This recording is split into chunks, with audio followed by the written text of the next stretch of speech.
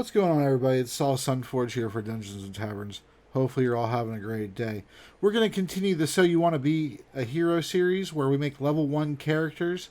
Today, we're going to go ahead and make a level 1 wizard. We actually have saved that towards the end. All we have left is Wizard and Hunter. So, we're going to go ahead and do Wizard, and then we're going to close it out with Hunter. I'll give you links and updated links for all the character sheets for every single level 1 character that we've made. They cover the entire range of all the classes, and they're all available free for you, available through Google Documents. So the first thing you need to know about wizards is just like any of the other classes that have different specializations that usually happen at second level or third level. The clerics have them, the bards have the different colleges. Well, wizards have something called arcane traditions, and the arcane traditions are different schools of magic. Most games have them, some type of, based on the elements or the stars, planets, things like that. But those are just different ways to show different arcane traditions or different schools of magic. So they start here on page 116 of the player's handbook. The School of Abjuration. Abjuration magic specializes in magic that blocks damage, it banishes enemies, and it protects. Powerful abjurers are required whenever an exorcism of a spirit is required. When locations need to be guarded against magical scrying, which is just another way to say spying, or when portals to other planes of existence need to be closed, an abjuration wizard is what is required. The School of Conjuration lets you favor spells that you can produce objects or creatures seemingly out of thin air. You conjuring billowing clouds of fog.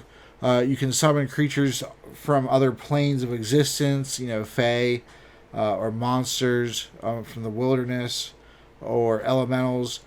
You conjure them to fight for you. And then as your magic grows, you're able to learn spells like Gate and Teleport and things like that, so that you can travel great distances instantly. The School of Divination, if you think of a seer, you think of the old gypsy woman at a caravan with her crystal ball. That is somebody who practices the School of Divination.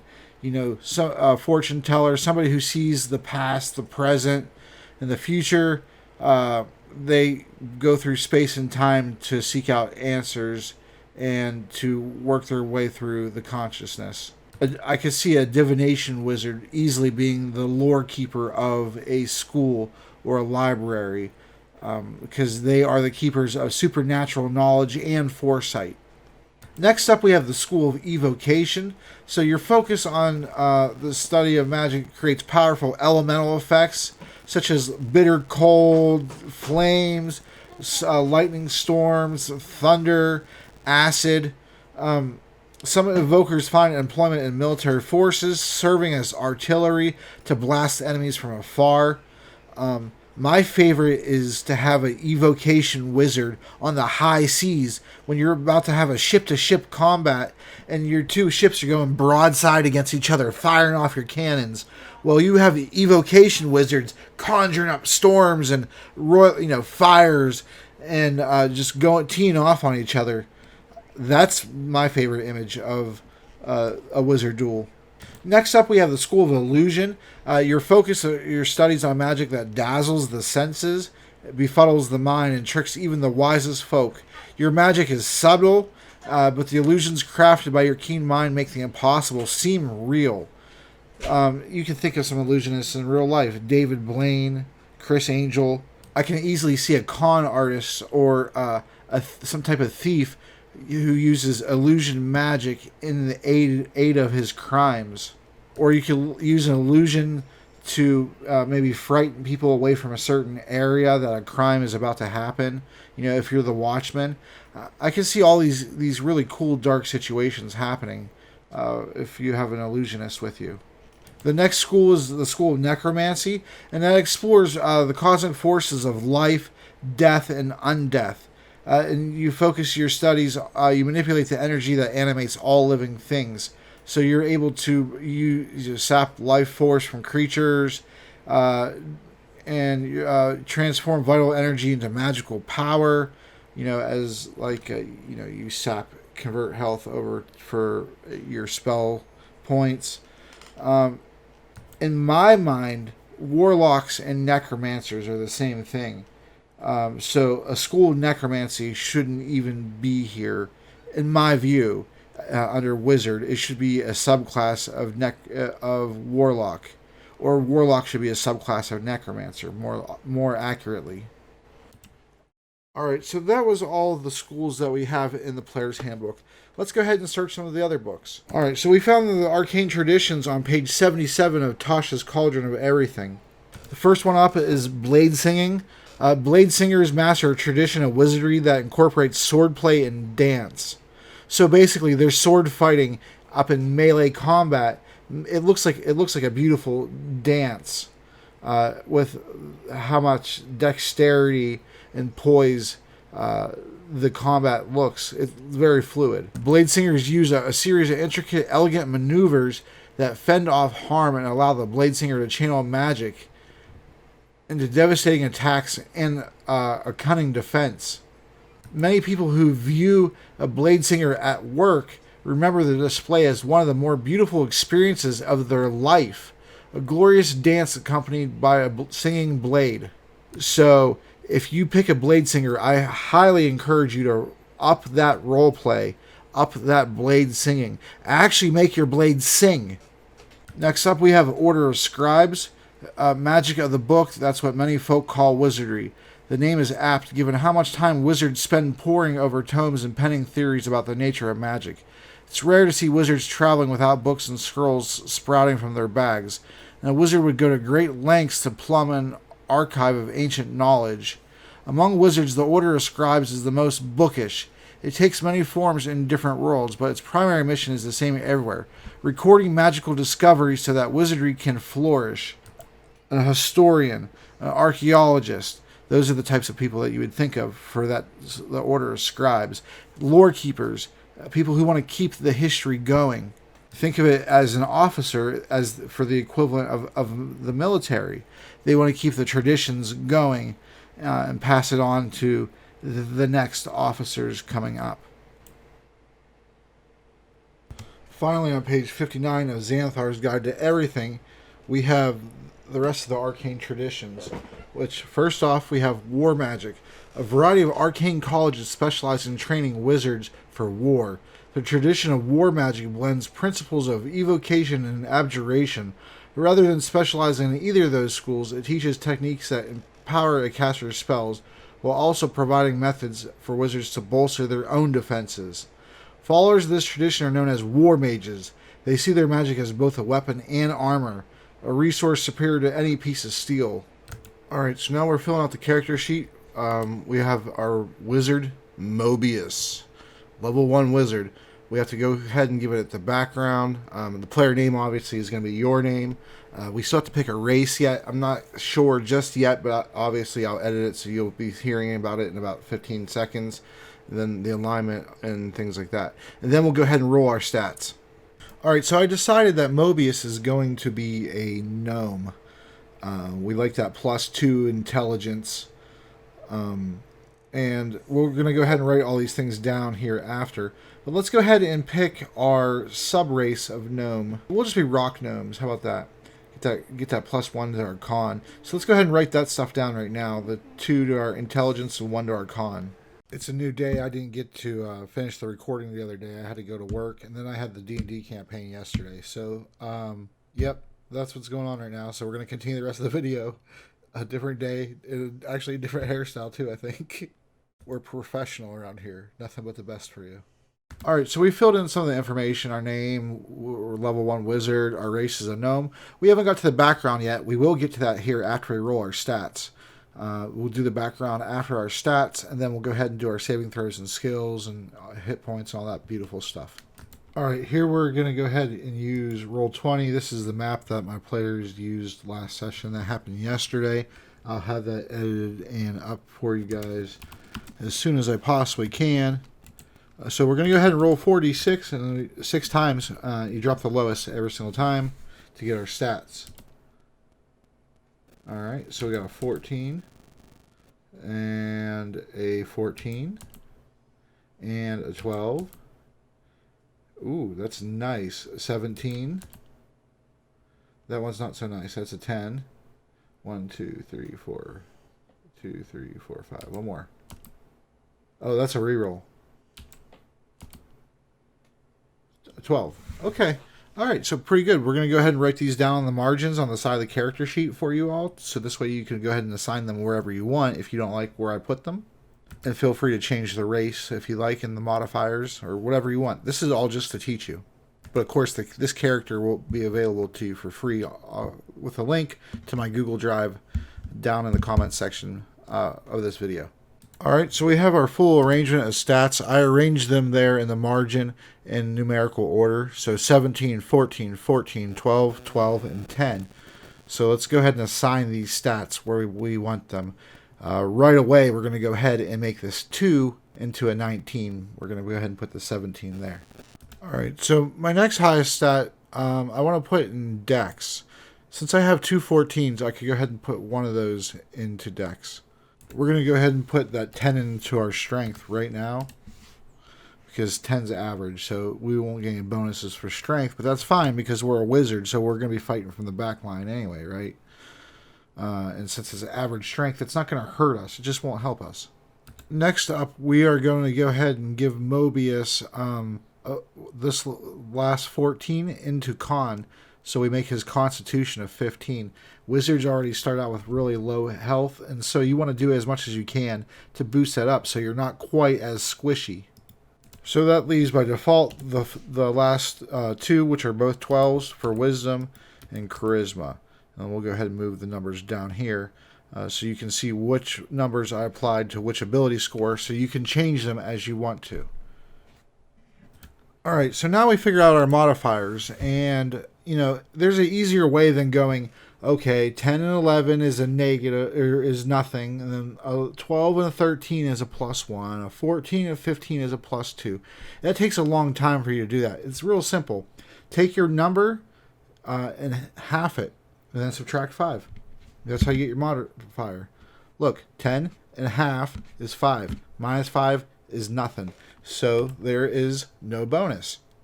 It's a lot faster. Half of 14 is 7. Minus 5, 2. 15. Okay, so then what would you do for 15? Well, you round down, obviously, to the nearest even number. So it's a 14. And half is 7. Minus 5 is 2. 18 and a half is 9. Minus 5 is a 4. 12 and a half is 6. Minus 5 is a 1. 12 and a half minus 6 is, or minus 5 is a 1. I went too fast there for my tongue. But there we go. So there's our modifiers. And now you could go ahead and bring them over temporarily. And once you get your saves and everything like that, then you could go ahead and add your proficiency bonuses and things like that. But for right now, I just like to fill it out as I go. It takes a little bit longer, but since I'm explaining things to you, I don't mind that it's taking longer. It would take me far less time to create a character sheet. 5-7 minutes maybe. All right, so we got our base saving throws. Now let's go ahead and get our proficiency, our speed, all those types of things, everything that we get for being a gnome. Then we're the background. Then we're gonna go ahead and do the the starting gear. Then our weapons and our defense, and then we'll be out of here. Since we're just level 1, you pick your spells. I'm not going to pick them for you. That's completely your choice on what cantrips that you wish to own. All right, so for Mobius, we're going to go ahead and we're going to use the customizing a background feature. So we're going to choose a background that they have listed, but we get to customize it with different features that we can replace. And skills that we can replace. So we're going to go with the Sage background as our main base point. We spent years learning the lore of the multiverse. You scoured manuscripts, studied scrolls, and listened to the greatest experts on the subjects that interest you. Your efforts have made you a master in your fields of study. And so we're going to pick the Sage, and the next one we're going to pick is something of maybe a noble or well, let's take a look. I want to try to add like a noble, some part of the noble background, because I'm intending Mobius to be a liaison or an assistant to a king or a prince or something like that. Maybe even the queen. All right, so we're going to go ahead and make him proficient with entertainer for performance. That's the closest I can see from these backgrounds in order to make a custom background like I want. So we're going to take performance from the entertainer, and then from the sage we are going to take. So it would really probably be history for the background I'm going for instead of arcana. But it's cool because we have a 4 for our intelligence, so we're going to get a +4 already. So that's great. And we could probably go ahead and pick Arcana from one of the skills we get to select from for picking a wizard. All right, so let's go ahead and look at the rest of Sage for the languages and the tool choices. We get language and a tool, or 2 languages or 2 tools.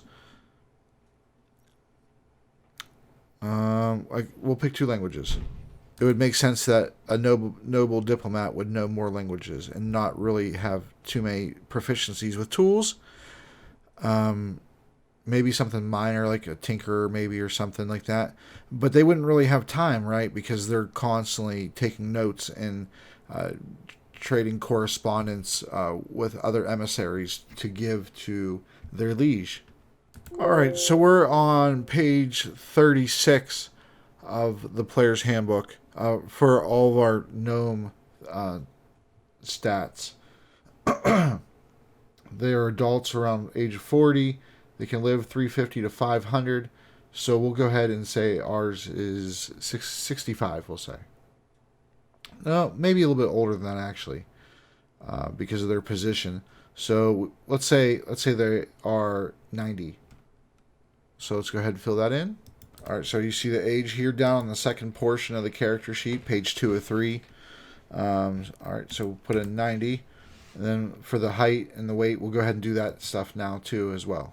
Gnomes are between 3 and 4 feet tall and average 40 pounds. Their size category is small.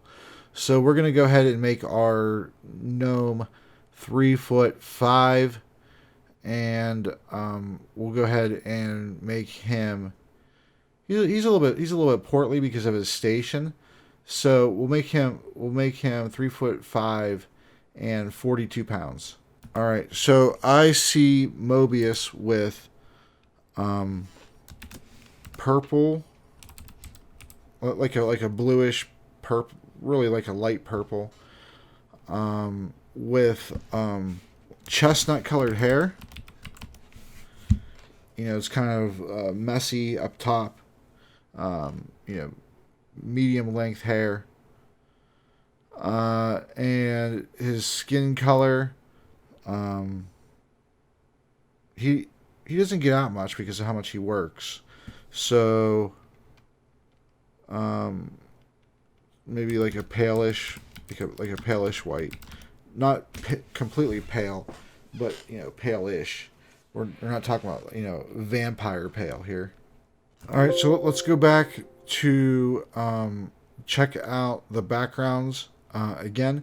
And so we're going to go ahead and write down the personality traits. And since we're doing custom background, I'm going to go ahead and take the liberty to choose from either the noble or the sage for the personality bonds, flaws, all those types of things. We're going to use option number 4 here. I take great pains to always look my best and follow the latest fashions. For ideal, we went down to the sage again, and we are going to pick greater good. It's each person's responsibility to make the most happiness for the whole tribe. And just so you know, even though the books give you personality traits, your ideals, bonds, and flaws, you can go ahead and make your own. It's just there as a guide to help you. You can completely make your own background. All right, so for bond, we're going to pick... excuse me. I idolize a hero of the old tales and measure my deeds against that person's. It would make sense that, Mobius is an avid reader, and so it would make sense that he would have a hero that he would idolize from those tales, right? Alright, then for flaw, I'm going to pick, I have trouble keeping my true feelings hidden. My sharp tongue lands me in trouble. That definitely seems like a flaw that a noble would have. Alright, now that we went ahead and picked the backgrounds, we're back on the gnome page here in the player's handbook. And you can see our base speed is 25. We'll fill that in. You have dark vision out to 60 feet. This is the most important one. You have advantage on all intelligence, wisdom, and charisma saving throws against magic. So we want to note that as well. And we'll note that in the save box. Alright, there you can see we wrote it in the margins of the saving throws. Advantage against magic on int, wiz, and charisma saves.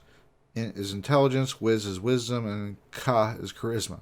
Here's another exceptional ability for Mobius, Artificer's Lore. Whenever you make an intelligence, history check related to magic items, alchemical objects, or technological devices, you can add twice your proficiency bonus instead of any proficiency bonus that you normally would apply.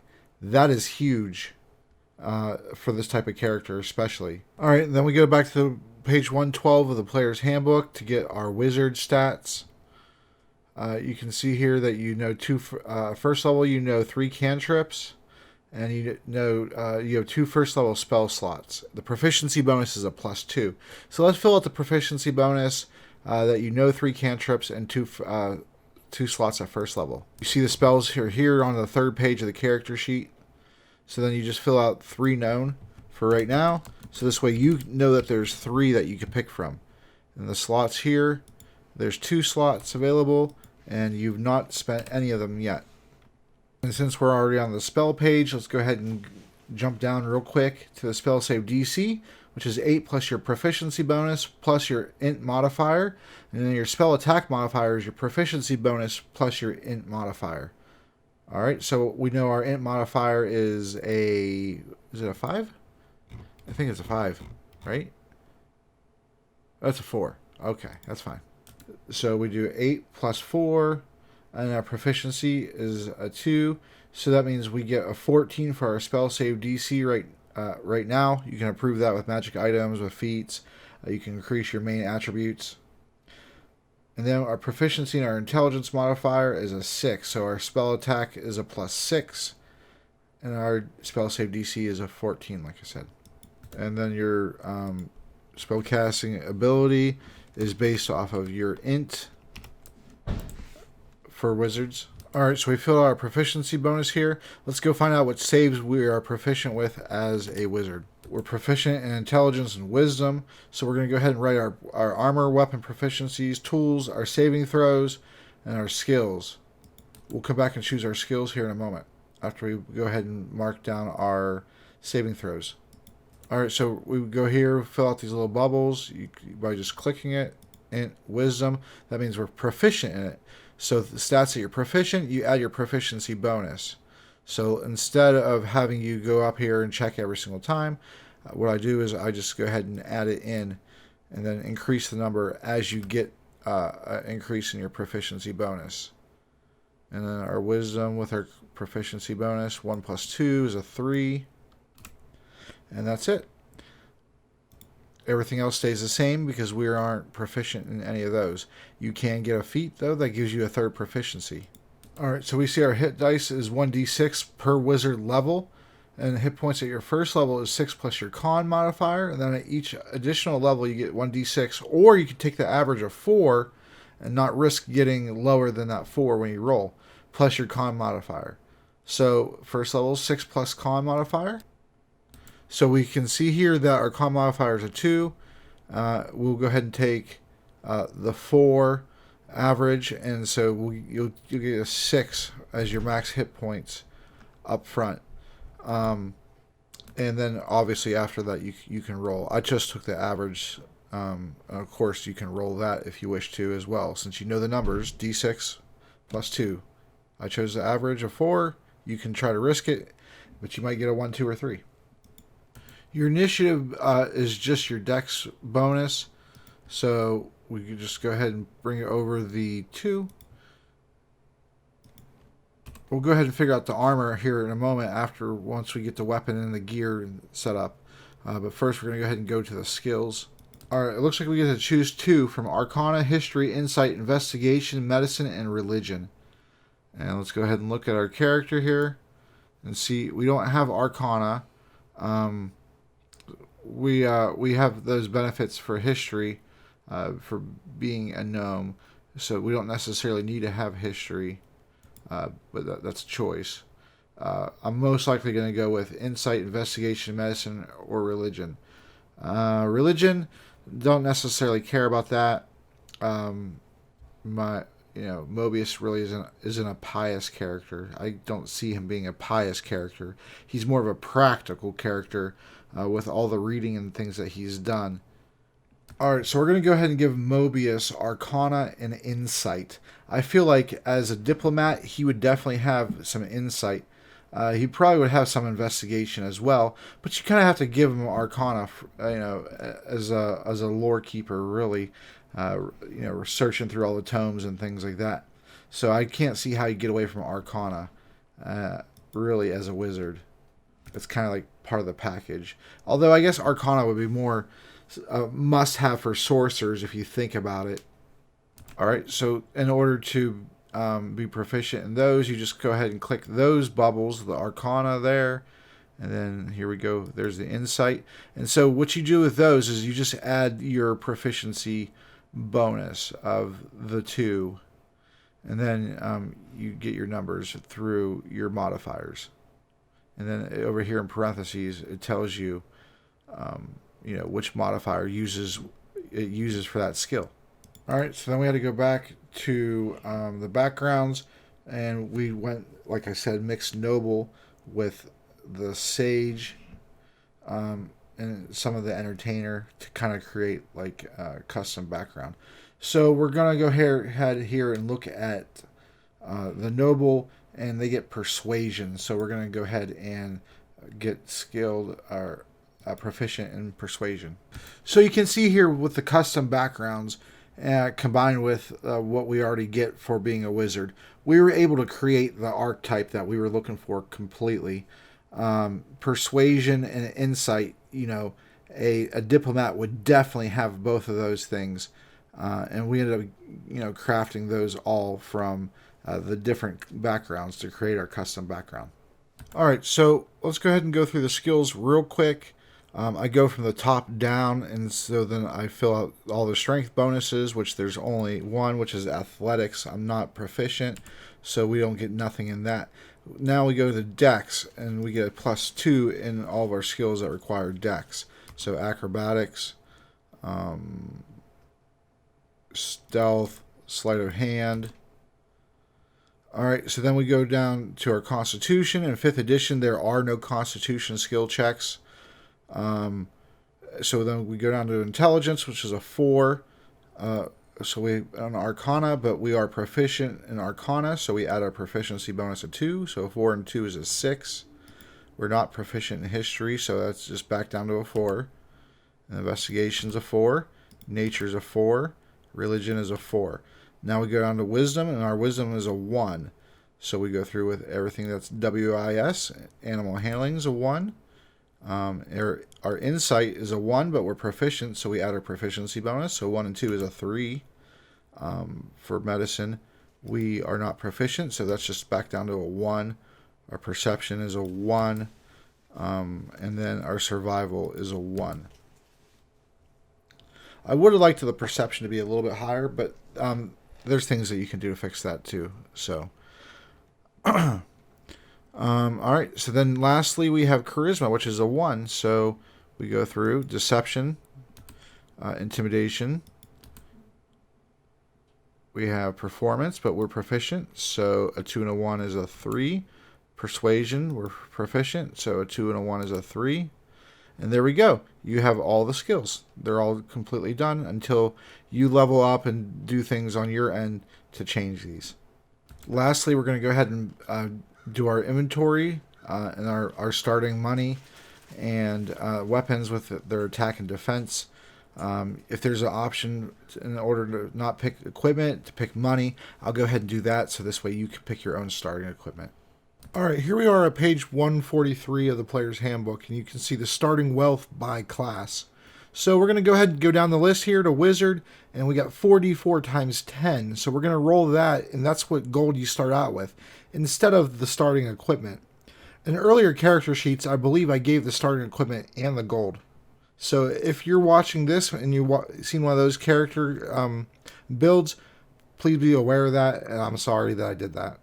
You can see here before we go ahead and give ourselves the starting gold that we have 25 gold pieces, and that's from our custom background. That's from the nobility portion of our background when we combine with the sage and the entertainer. Alright, so we're going to go ahead and roll 4d4, and then we multiply it by 10. So we got 13 times 10, so we get 130 gold to start out with, to add to the 25 from our custom background. Alright, so let's go ahead and add the 130 to the 25. So that gives us 155 gold to play with, starting gold to buy your equipment.